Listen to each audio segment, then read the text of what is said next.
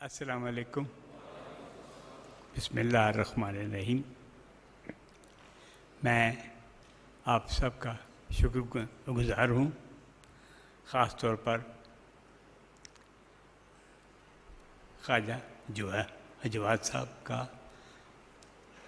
کہ وہ تشریف لائے اور انہوں نے اپنی جو مسنت تھی وہ نہیں سنبھالی، اور یہ واصف صاحب کی عزت میں انہوں نے کہا کہ میں صدارت نہیں کروں گا.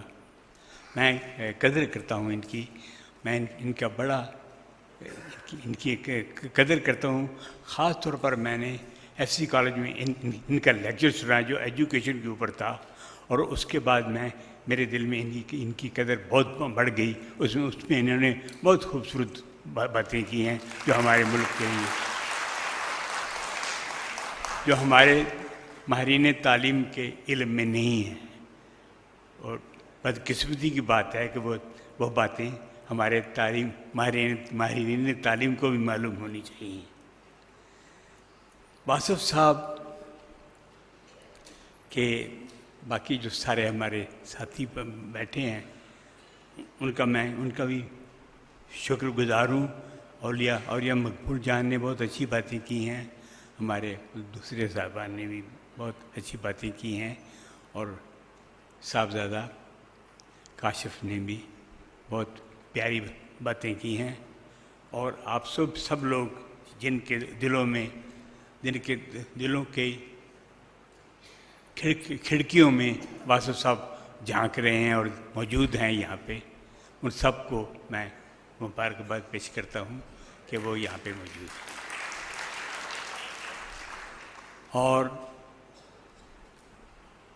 میں واصف صاحب سے میرا تعلق رہا ہے، میں جاتا رہا ہوں ان کی محفلوں میں. اشفاق صاحب اور حنیف رامے صاحب چونکہ ہمارے دوست تھے، اور وہ میں ان کے ذریعے وہاں جاتا تھا، اور میری واصف صاحب سے بڑی اچھی خاصی تعلقات ہو گئے، اور بڑی ہماری بحث بھی ہوتی تھی، بعض مشورے بھی ہوتے تھے، اور خوبصورت باتیں میں نے ان کی نوٹ کی ہیں، وہ آپ سے کے ساتھ شیئر کرنا چاہتا ہوں. ہمارے ملک کی بدقسمتی یہ ہے کہ یہاں پہ اسلام کے بارے میں واصف صاحب نے ایک دفعہ ہر محفل میں وہ پوچھتے تھے آخر میں اب کیا کیا جائے، تو کسی نہ کسی سے پوچھتے تھے. مجھے ایک دن پوچھا منو بھائی اب کیا کیا جائے؟ میں کہا جی دعائے خیر کی جائے. کہتا ہے کس کے لیے؟ میں کہ سب کے لیے. تو ہاتھ اٹھائیں. پھر سب نے ہاتھ اٹھائے، کہنے لگے اے خدا. سب نے کہا اے خدا اسلام کو مسلمانوں سے محفوظ رکھ. اور میں نے کہا جی اسلام کو مسلمانوں سے ہی خطرہ ہے. کہتے ہیں سب سے زیادہ خطرہ مسلمانوں سے ہی ہے. اور یہ بات صحیح ہے، اور یہ بات حقیقت ہے. اس وقت اسلام اگر پایا جاتا ہے تو انڈیا میں پایا جاتا ہے، چونکہ ہندو مسلمانوں کو مسلمان سمجھتے ہیں. اسلام اگر پایا جاتا ہے تو اسرائیل میں پایا جاتا ہے، چونکہ یہودی مسلمانوں کو مسلمان مانتے ہیں. پاکستان میں مسلمان دوسرے کو مسلمان نہیں مانتا. یہ ہماری بدقسمتی.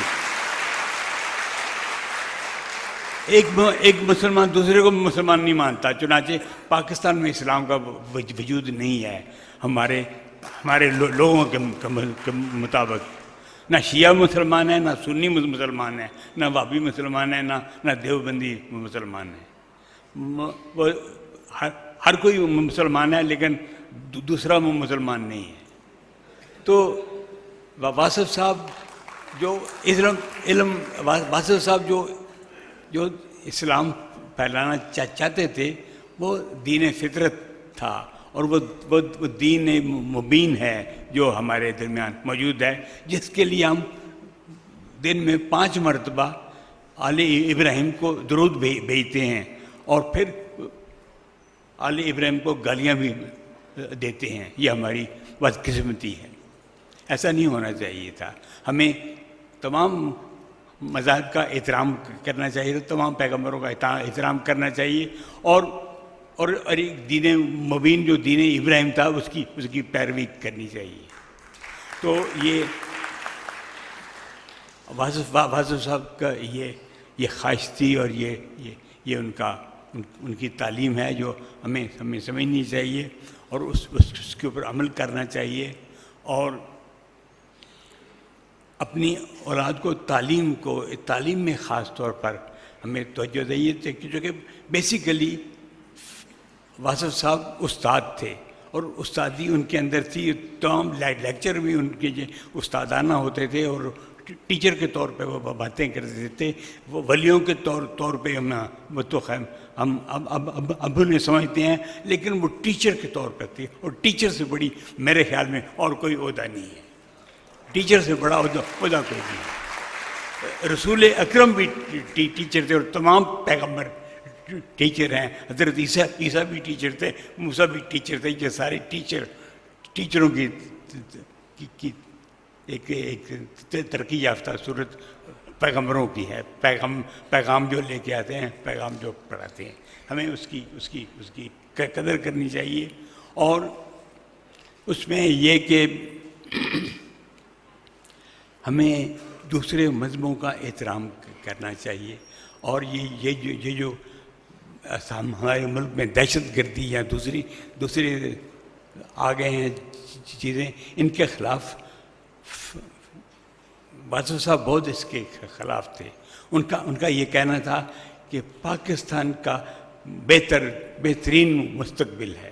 ان کا یقین تھا, ان کا ایمان تھا کہ پاکستان آنے والی صدیوں میں ایک بہت بڑی قوم کے طور پر آپ دنیا میں پیش آئے گا, اور دنیا کے سامنے دنیا اس کو مانے گی, اور ہمیں دکھائی دے رہا ہے کہ ایسا ہونے جا رہا ہے. ان کا یہ جو ہے ان کی یہ باتیں صحیح ثابت ہوں گی. میں انہی کی تعلیم کے تحت میں نے اپنی زندگی وقف کر رکھی ہے بچوں کے لیے, چھوٹے بچوں کے لیے جو خون کی بیماریوں میں مبتلا ہوتے ہیں, خون کی پیدائشی بیماریوں میں, جن کا علاج ان کے پاس نہیں ہے. تھیلیسیمیا اور ہوموفیلیا کے بچے, بلڈ کینسر کے بچے. یا گجرانوالے سے میں نے شروع کیا تھا.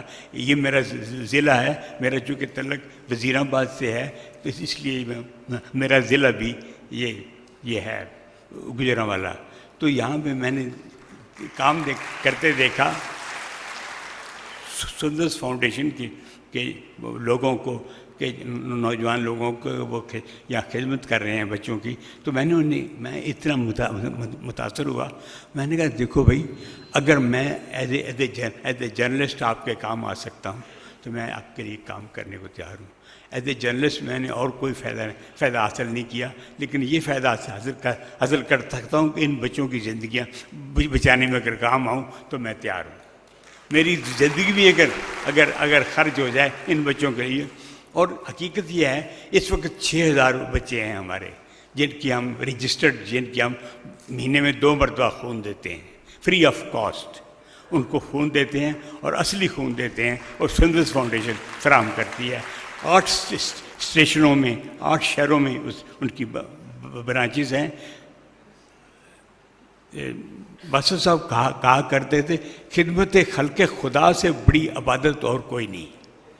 تو یہ خدمت خلق خدا کی عبادت ہے جو ہم ادا کر رہے ہیں, اور ان بچوں کو خون فراہم کر رہے ہیں. ان بچوں کو جن کی ماؤں کو ان کے والدین, ان کے والد صاحبان جو ہیں وہ چھوڑ چکے ہیں, as if they are responsible for this. وہ بیچاریاں اپنے مرجھاتے ہوئے بچوں کو, بجھتے ہوئے چراغوں کو جھولیوں میں ڈال کے لے کے آتی ہیں. ہم ان کو ایک قطرہ جب خون دیتے ہیں تو ان کی شوخیاں, ان کی شرارتیں واپس آتی ہیں, اور مجھے ان میں جنت دکھائی دیتی ہے. مجھے جنت کا لالچ نہیں ہے, چونکہ میں جنت دیکھ لیتا ہوں ان کی نگاہوں میں, ان کی ماؤں کی نگاہوں سے. مجھے وہی جنت. اور میں اس کے لیے میں نے زندگی برف کی. میں نے وہ بھی ایز اے کالمسٹ میں نے جو ہمارے چیف منسٹر ہیں انہیں بھی دعوت دی، ان کے سارے ان کے پرائم منسٹرز کو بھی میری ریکویسٹ ہے کہ یہ ان بچوں کے جو ہے بیماریاں ان کا علاج کیا جائے، اور علاج نہیں کر سکتے تو ان بیماریوں کو ختم کیا جائے۔ جن ملکوں سے یہ بیماریاں شروع ہوئی تھیں وہاں ختم ہو چکی ہیں، قبرص میں ختم ہو چکی ہیں، ایران میں ختم ہو چکی ہیں، اور مالدیپ میں ختم ہو چکی ہیں، یہاں بھی ختم ہو سکتی ہیں۔ ایران میں تو ایک ہی مذہب ہے، وہ جو شیعان علی ہیں ان کی ہے، ان کی اکثریت ہے۔ اسی طرح مالدیپ میں تمام شیعان تمام سنی حضرات ہیں، تو وہ قانون کو مان لیتے ہیں، لیکن پاکستان میں قانون کو مانتا کو نہیں ہے۔ ہمارے سب سے بڑے جو ہمارے سابق منصف اعلیٰ ہیں کچھ جانتے ہیں کہ، اور کئی دفعہ بتا چکے ہیں کہ قانون پر عمل نہیں ہوتا، اور اس لیے کہ عدالتوں میں یہ ہوتا ہے۔ تو یہ ہم جگہ کر سکتے ہیں۔ اس میں سب سے بڑی بات یہ ہے کہ کزن میرج جو ہے اس میں آ کے ہماری پرابلم ہوتی ہے۔ ایران نے قانون بنا دیا کہ کزن میرج سے پہلے خون کا ٹیسٹ ہونا چاہیے تاکہ وہ ماؤں کے لیے مصیبت نہ بنے، بچوں کے لیے عذاب نہ بنے۔ اسی طرح قبرص میں بھی ہو گیا، قبرص میں بھی یہ بیماری شروع ہوئی تھی، وہاں ختم ہو چکی ہے، یہاں بھی ختم۔ اور شہباز شریف نے وعدہ کیا ہے کہ یہاں بھی قانون آئے گا۔ قانون تو آئے گا لیکن اس پر عمل کون کرائے گا، یہ سوچنے کی بات ہے، دیکھنے کی بات ہے۔ اس ملک میں اس ملک میں تو جھوٹ بولنا بھی منع ہے، مگر کوئی اس پہ عمل کر رہا ہے کہ نہیں کر رہا؟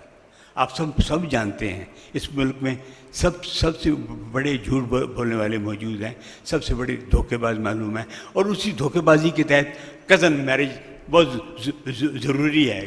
کوئی شادی جگہ نہیں کر سکتا کہ جو کہہ رہا ہے کہ میرے بیٹے نے بھی ہے کہ یہ کیا ہے، اس نے پتہ نہیں میٹرک بھی کیا کہ نہیں کیا، تو یہ جھوٹ کے تحت کوئی اپنی بیٹی کو اس کے حوالے نہیں کر سکتا۔ تو اسی طرح ہم یہ اس پہ قانون پہ کزن میرج بڑا مجبوری ہے لوگوں کی کہ وہ دوسری جگہ جا کے نہیں کر سکتے، لیکن اس کے لیے کرنا پڑے گا، قانون بنانا پڑے گا، قانون پہ عمل کرنا پڑے گا۔ سب کو اپنی شادی سے پہلے خون ٹیسٹ کرانا چاہیے۔ ڈی این اے میں میرے پردادے کی کوئی خرابی بھی آ سکتی ہے جو میرے بچوں میں جا سکتی ہے، ہمیں اس کا کرنا چاہیے۔ ہم نے اس کے لیے اپنی زندگی وقف کر رکھی ہے، اور ہم آخری وقت تک، آخری سانس تک یہ کرتے رہیں گے، ان بچوں کا، ان مظلوم بچوں کی خدمت کرتے رہیں گے۔ آپ کے سے ہماری تعاون کی مثال ہے، جہاں تک کر سکتے ہیں آپ تعاون کریں۔ یہ میرے لیے بھی اور میرے ادارے کے لیے بھی شکر گزار ہوں گے، اور میرے خیال ہے باسط صاحب بھی آپ کی اس بات کو پسند کریں گے۔ بہت بہت شکریہ، بہت مہربانی۔